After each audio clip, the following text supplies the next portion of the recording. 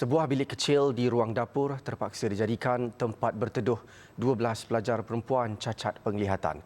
Bukan seminggu dua tetapi sudah setahun, pelajar Sekolah Yayasan Pelita Harapan Kota Mataram di Lombok itu hidup dalam keadaan tidak selesa selepas bilik asrama mereka rosak akibat digoncang gempa kuat 5 tahun lepas.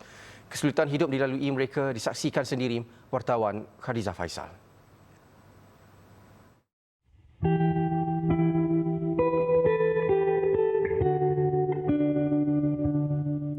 Situasi inilah yang saya dan jurukamera Mazian Seman sempat rakamkan.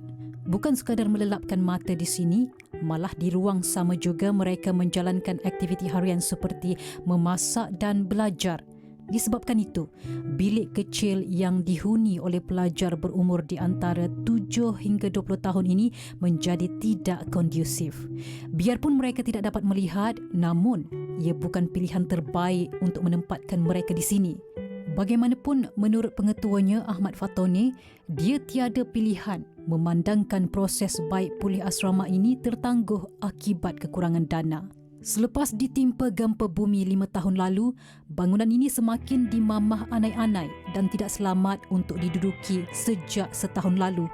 Malah lebih tragis, bangunan itu sekali lagi bergegar akibat gempa bumi yang berlaku 3 minggu lepas sekaligus mencetuskan trauma jika tragedi sama pada 2018 berulang. Apalagi sekitar 3 minggu yang lepas ada gempa juga ya, yang lumayan besar sehingga kami pengurus yayasan bersepakat untuk segera merehab, memperbaiki atap supaya tidak terjadi keadaan yang tidak kita inginkan. Atap jatuh kemudian anak-anak jadi korban. Bangunan Yayasan Pelita Harapan yang telah dibina pada tahun 1985 ini rosak teruk. Semuanya kelihatan sudah uzur, malah sistem pendawaian elektrik juga perlu dibaik pulih demi keselamatan anak-anak. Namun apakan daya, kos yang diperlukan amat besar. Ya, tempat tidur seperti ini, bilik anak-anak ini juga perlu ada sesuatu yang lebih baik supaya lebih memanusiakan mereka. Dan kami sebagai pengurus tentunya hanya berharap pertolongan Allah dan mudah-mudahan Allah Ta'ala bisa mengetuk pintu hati teman-teman saudara-saudara kita yang lain dari mana saja untuk bisa berbuat kebaikan. Sekolah khas ini menempatkan sekitar 70 pelajar di mana sebahagiannya menghuni di asrama manakala selebihnya berulang-alik. Merentasi sempadan budaya dan adat, nasib anak-anak di sini wajar dibela, apatah lagi ketika mereka sedang menuntut ilmu pada jalan Allah. Jadi kalau tadi disebut tentang kerosakan yang berlaku, anggaran kos untuk membina semula bilik-bilik yang rosak ini sekitar RM40,000.